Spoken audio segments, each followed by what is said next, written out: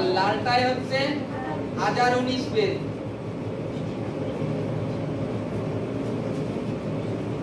Hallelujah, পেয়েছি প্রত্যেকে।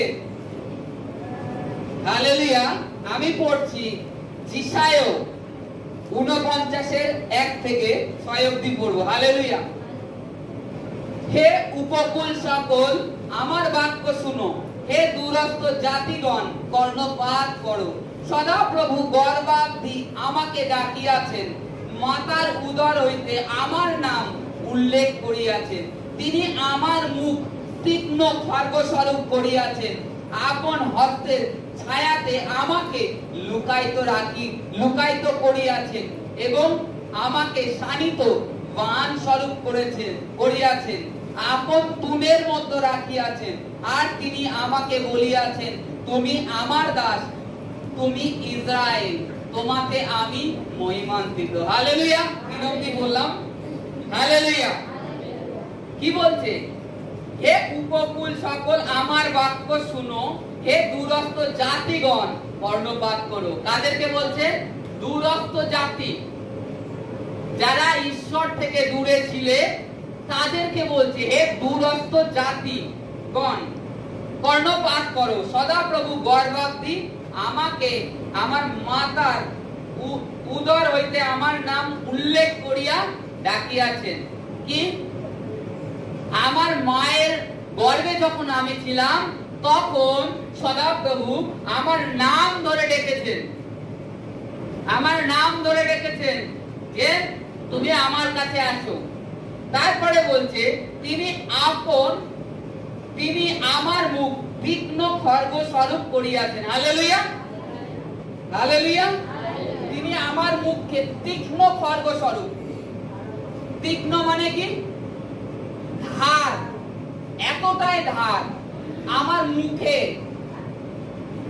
মুখটাকে সেই ধার অস্ত্রের সমান করেছে। হালেলুয়া। কেন বলি?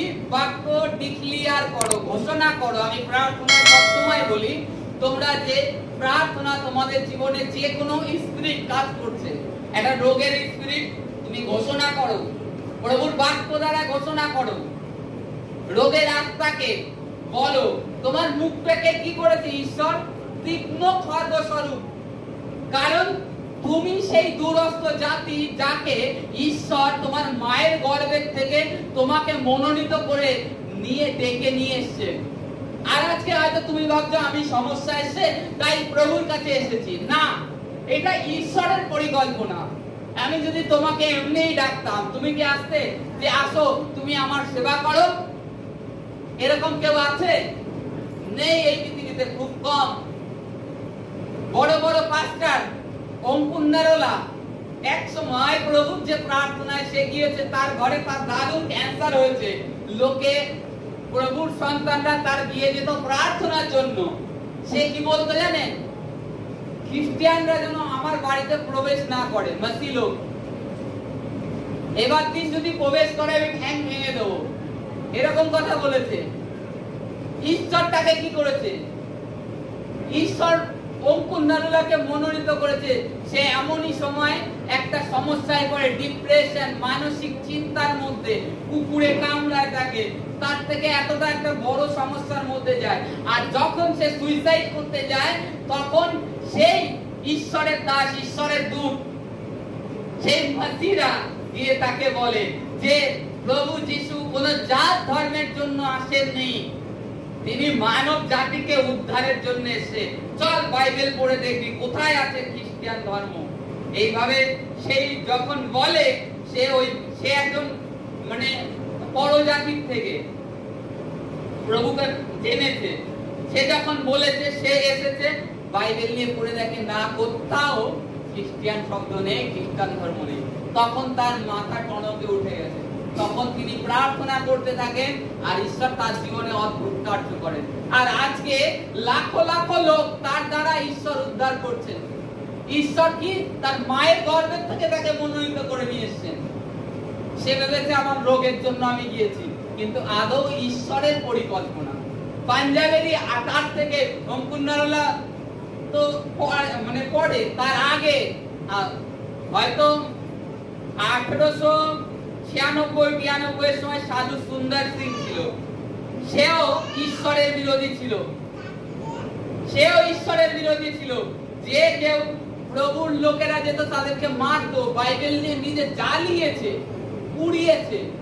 বাইবেল পড়ানোর পরেই তার জীবনে সমস্যা উৎপন্ন হয়ে যায়। যখনই বাইবেল পড়ায়, বাইবেল পড়ানোর মধ্যে পড়ার পরে তার মনে অশান্তি সৃষ্টি হয়ে যায়, গন্ডগোল। এত এর আগে তো মোটামুটি ছিল, যেই বাইবেল পুড়িয়েছে তারপরে তার হৃদয় মানে চূর্ণ হয়ে যাচ্ছে। তার মনের মধ্যে ভাবনা, কখন আমি সুইসাইড করব।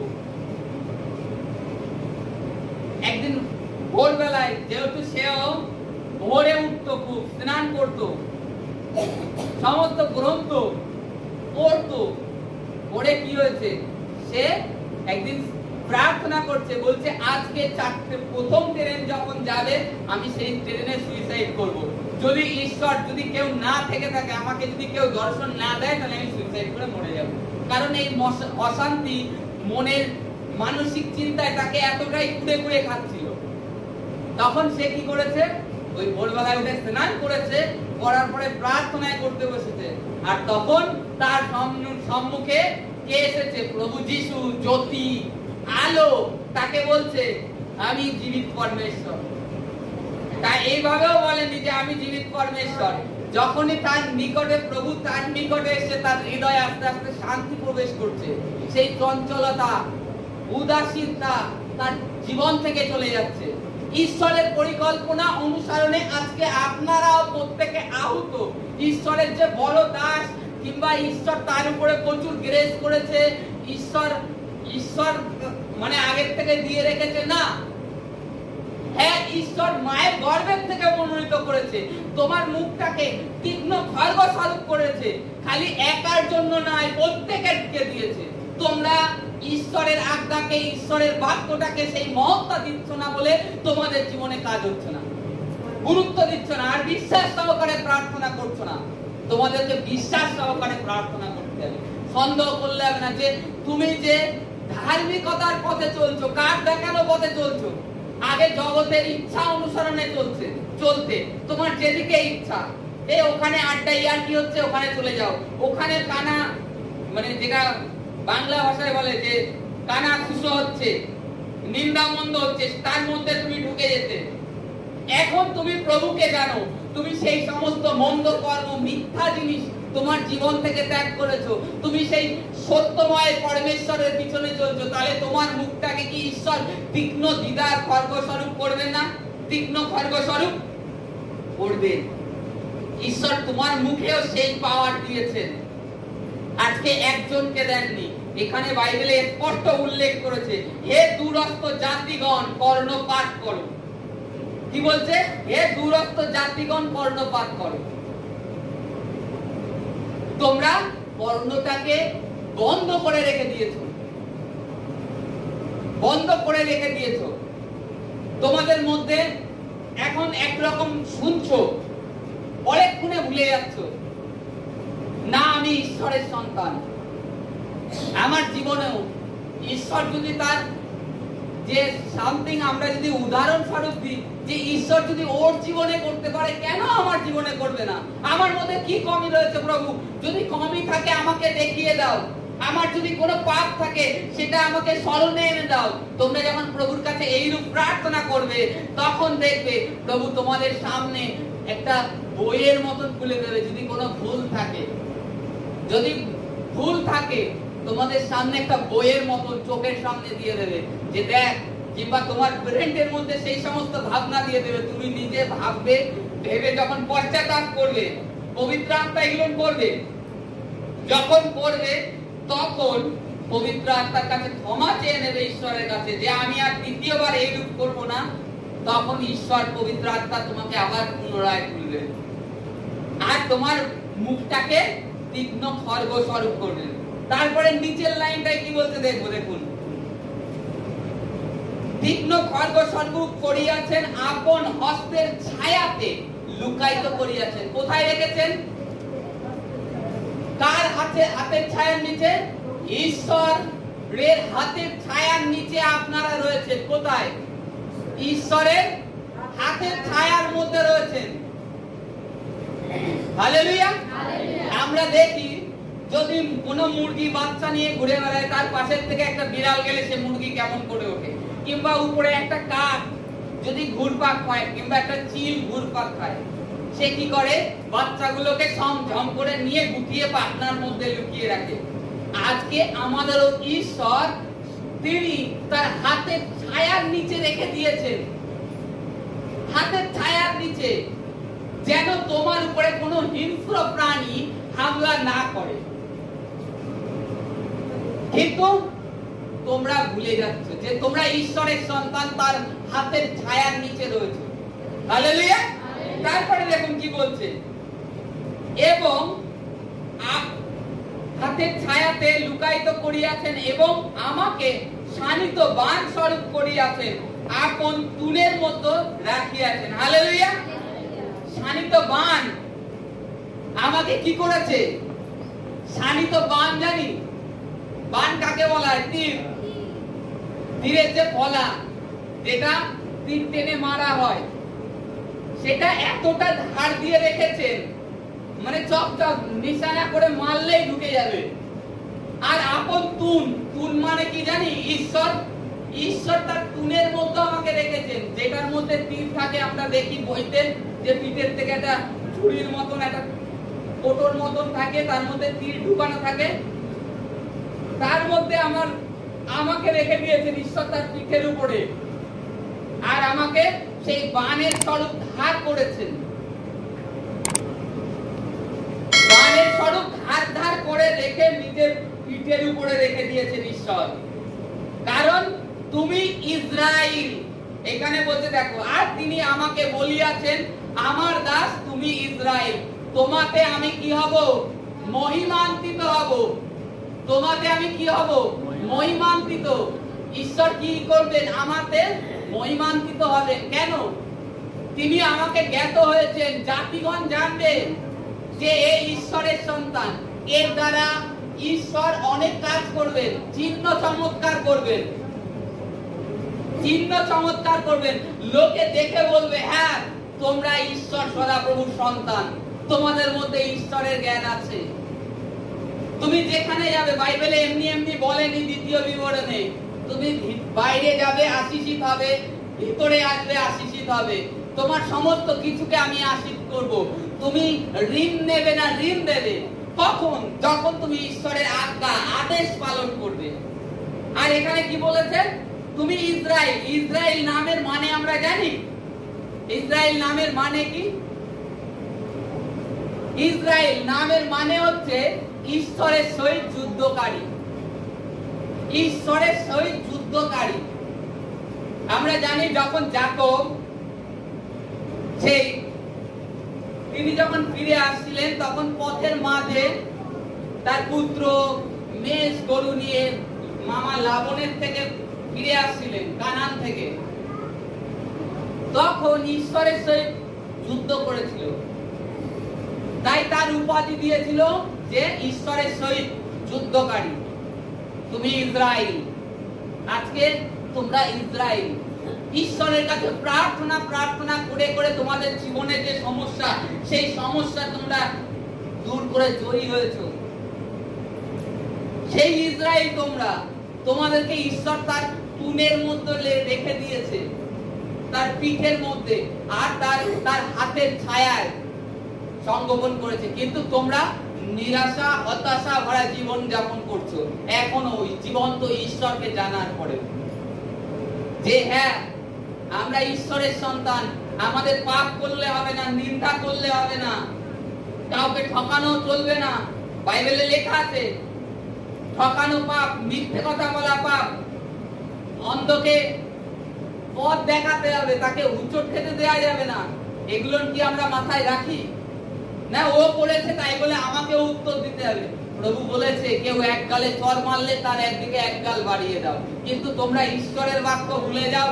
যখনই তোমরা পৃথিবীতে প্রার্থনায় আসছো তখন তো ঠিক আছে, যখনই তোমরা বাইরে যাচ্ছ আবার তোমাদের মধ্যে সেই প্রকৃতির নেচার আবার তোমাদের মধ্যে কাজ করতে শুরু করে দিচ্ছে। শয়তান কানের কাছে এসে ফুসফুস করছে, কিন্তু প্রভুর ধার্মিকতা যে খ্রিস্টের শুক্ল বস্ত্র তোমাদেরকে বাপ্তিস্মের জল স্নান দ্বারা পরিয়েছেন সেটা ভুলে যাচ্ছে।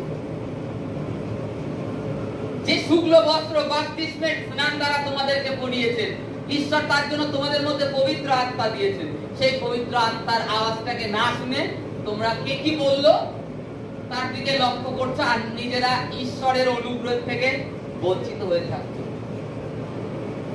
এর পিছনে কি বলছি, এখন এই যে প্রার্থনা এসছো কোনো সমস্যা নেই, যখনই বাইরে যাবে আবার সেই প্রকৃতির নেচার সমস্ত কিছু দেখবে শুনবে, তোমার মধ্যে সেই মন্দতা আবার উৎপন্ন হবে, আবার কাজ করবে। বাইবেলে লেখা আছে তোমরা যা কিছু ঈশ্বরের কাছে যাচ না করো, প্রার্থনা করো, সন্দেহ করো না, আর তোমার বাক্যটাকে কি ঘোষণা করো। তোমার জীবনে যেটা নেই তুমি ঘোষণা করো। যে সমস্যা হচ্ছে ঘোষণা করছো, করো যীশু খ্রিস্টের পবিত্র নামেতে। আমি দুর্বল নই, আমি সুস্থ। আমি গরিব নই, আমি ধনী হয়েছি। আমার ব্যবসা ডাউন থাকবে না, আশিস হিসাবে ঈশ্বর উচ্চয় দেবে। আমি ঋণ নেব না। এইভাবে ঈশ্বরের কাছে বিশ্বাস সহকারে প্রার্থনা করো, তবে ঈশ্বর ব্লেস করবে। ওই আসছি হয় কি আছে, ওই প্রার্থনায় যাই তো শুনে চলে আসবো, ভালোই লাগে প্রার্থনায় গেলে, এরকম অনেকের ভাবনা না। এই ভাবনায় নয়, ঈশ্বরের কাছে এসো, বিশ্বাস রাখো প্রথমত। আমি কি বললাম, ওই কারণে প্রথমে বলেছি যে ঈশ্বর আছে কিনা বিশ্বাস করো। এই যে বাক্য যিশায় ভাববাদী দ্বারা লিখিত হয়েছে পবিত্র আত্মার প্রেরণার মাধ্যমে। পবিত্র আত্মা বলেছেন আর তিনি লিখেছেন। পবিত্র আত্মা ঈশ্বর তার সাথে কথা বলেছেন, তিনি লিখেছেন। এই যিশায়ও তার পুত্র যখন হয় একটার নাম রাখে মরা। এই যিশায় ঘটনাটা পুরো পড়বেন, প্রথম থেকে বুঝতে পারবেন। যিশায়কে মানে অ্যাকচুয়ালি যেটা ঈশ্বর আজ্ঞা দিতেন তাই করতেন। ঈশ্বর বলেছে তুমি জামা প্যান্ট খুলে বস্ত্রহীন হয়ে গ্রামে ঘুরে বেড়াও। প্যান্ট জামা খুলে বস্ত্র খুলে সারা এলাকা ঘুরে বেরিয়েছে, ঈশ্বরের আজ্ঞা। বলেছে ঈশ্বর ইট নিয়ে, ইটের মাথা দিয়ে 3 দিন না 7 দিন শুয়ে থাকবে ফাঁকা পুরো বাজারের মধ্যে। শুয়েছিল, ঈশ্বর বলেছে, করেছে। আর আজকে তার মুখ দ্বারা কিন্তু ভবিষ্যৎবাণী সর্বপ্রথম এসেছে যে এক কুমারী গর্ভবতী হবে, সে পুত্র প্রসব করবে, তার নাম ইম্মানুয়েল রাখা যাবে। এই নামের অনুবাদ করলে আমাদের সহিত ঈশ্বর। যিশায় ভাববাদী দ্বারা প্রভু যীশু খ্রিস্টের ভবিষ্যৎবাণী এসেছে জন্মের, যে কুমারী গর্ভবতী হবে। এর আগে ঈশ্বর কোন দাসের কাছে এইরূপ ভবিষ্যৎবাণী খোলাসা করেননি। হ্যাঁ, ঈশ্বর বলেছেন, মসিহ বলে গেছেন যে তার সমান একজনকে উৎপন্ন করবেন, কিন্তু যিশায় সম্পূর্ণ খোলাসা করে গেছেন যে এক কুমারী গর্ভবতী হবে, সে পুত্র জন্মাবে, তার নাম শান্তির রাজা হবে। এইভাবে যিশায়া খোলাসা করে গেছেন। সে এমনি এমনি তার জীবনটা প্রভুর চরণে রাখেননি। এই কারণে ঈশ্বরের বাক্য তার কাছে আসতো, তিনি ঘোষণা করতেন। আজকে তোমাদেরকেও ঈশ্বর নিরাশা হতাশার জন্য ডেকে আনেননি, ঈশ্বর আশীষ করতে চান। তোমাদের থেকে সমস্ত মন্দতাকে, মন্দ ভাবনাটাকে দূর করো, যে না আমার ঈশ্বর পারে, আমার ঈশ্বর পারে অসম্ভবকে সম্ভব করতে, তবে ঈশ্বর কাজ করবে। আর সন্দেহ করো না, বিশ্বাস সহকারে যে প্রভু তোমার বাক্যে মার্কে তুমি বলেছো 11:24 যা কিছু প্রার্থনা করো, সন্দেহ করো না। প্রভু আমি সন্দেহ করি না, করে দিয়েছো, হয়ে গেছে, আমি পেয়ে গেছি, তবেই ঈশ্বর থেকে আশীষ পাবে, ব্লেস পাবে। হালেলুয়া। তাহলে কি হলো সবথেকে বড়, যে ঈশ্বর আমাদেরকে আনিত বান স্বরূপ করেছেন, তার হাতের ছায়ায় রেখেছেন, তার ঘুমের মধ্যে রেখে দিয়েছেন। আমাদের মুখটাকে তীক্ষ্ণ খড়গ স্বরূপ করেছেন। কি শিখলাম, যে আমাদের মুখ তীক্ষ্ণ খড়গ, ধার ধারালো অস্ত্রের সমান। তাই তো বাইবেলে যাকব অধ্যায়ে যাকব বলে গেছে যে এই জিহ্বাকে বশে রাখতে পেরেছে, সে সমস্ত শরীরকে কন্ট্রোল করতে পারে। যাকব এমনি এমনি বলেনি, আজকে আমাদের মুখটা তীক্ষ্ণ খড়গ স্বরূপ ঈশ্বর তুনের মধ্যে রেখে দিয়েছে, তার হাতের ছায়ার নিচে রেখেছে। আপনি ভীত নিরাশ হবেন না, ঈশ্বরের উপরে বিশ্বাস রেখে ধৈর্য ধরে চলে যান। ঈশ্বর আপনাকে দেবে তো দেবে। আপনি ঘোষণা করুন, প্রার্থনা 1 ঘন্টায় হচ্ছে, 1 ঘন্টায় হচ্ছে না, 2 ঘন্টা করুন, 2 ঘন্টা না হচ্ছে 3 ঘন্টায় করুন। ঈশ্বর সেটা করবেই করবেই। যে বিশ্বাস সহকারে চায়, বিশ্বাস সহকারে চায় প্লাস প্রার্থনা করে, তাহলে ঈশ্বর তাকে কি করে নিরাশ কিংবা হতাশ খালি হাতে যেতে দেন। প্রভু যিশুর পিছনে আমরা দেখতাম, যখন বাইবেলে লেখা আছে প্রভু যিশু যেখানে যেতেন অসংখ্য লোক, কোথাও 4000, 5000, 10,000 লোক তার পিছ পিছ চলতো। প্রভু তাদেরকে কখনো খালি পেটেও ছাড়েননি, কখনো রোগ ব্যাধি অবস্থায় ছাড়েননি। তাদেরকে বাক্য দিয়েছেন, সুস্থ করেছেন, খেতেও দিয়েছেন। আজকে এইটুখানি জানবে যে সেই জীবন্ত ঈশ্বরের কাছে এসেছি। ঈশ্বর আমাদের পালক, তিনি কোনো কিছুর অভাব হতে দেবেন না। আর ঈশ্বর তার হাতের ছায়ার নিচে রেখে দিয়েছেন, তার তুনের মধ্যে। Hallelujah, hallelujah, hallelujah.